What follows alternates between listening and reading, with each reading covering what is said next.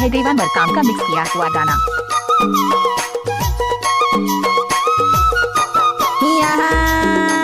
यहाँ मुनगा पर है लैया लोरी,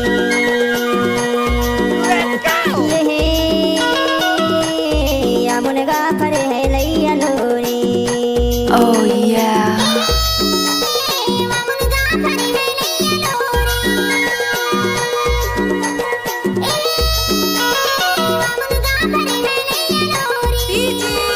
देवा मरकाम हरा टोला वाले। बहरी के पार माँ मुनेगा लगे है यार, या मुनगा पर है नैया लोरी। बारी के तीर माँ मुनेगा लगे है वो, या मुनगा के सागे बना ले। हे माया या मुनगा के सागे बना ले। Oh yeah।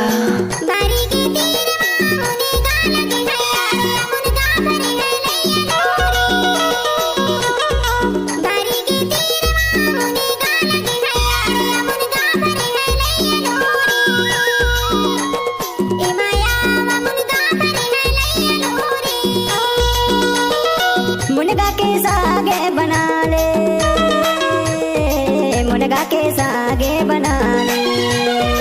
Oh yeah। मुनगा के सागे बना ले, मुनगा के सागे बना ले।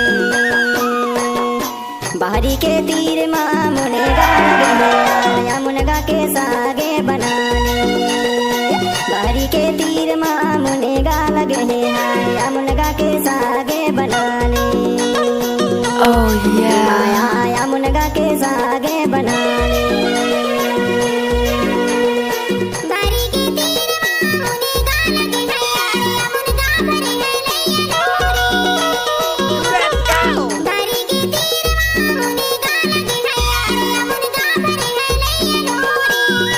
Oh yeah।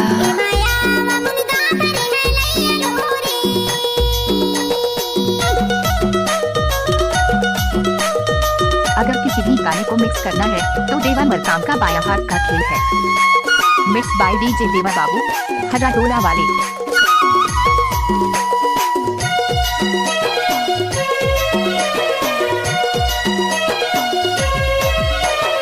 सुंदर गए ना केरी धाम के गए आगो, जले गए मुनेगा के सागे।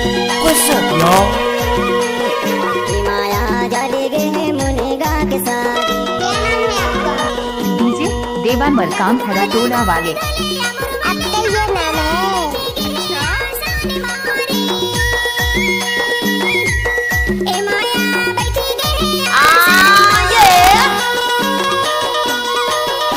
बारी के पार माँ मुनेगा लगे हैं, मुनेगा के सागे बना ले। हे माया मुनेगा के सागे बना ले।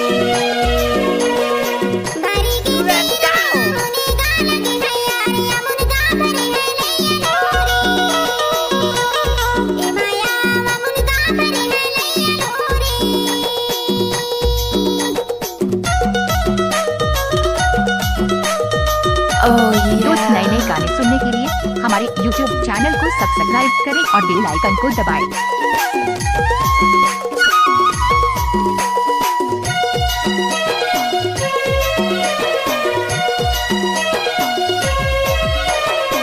एक हरैया जो तो दुई तो हरैया, नहीं तो देखे पे चेवारे।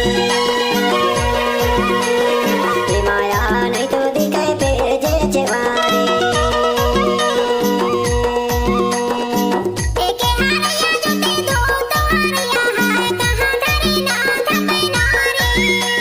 Oh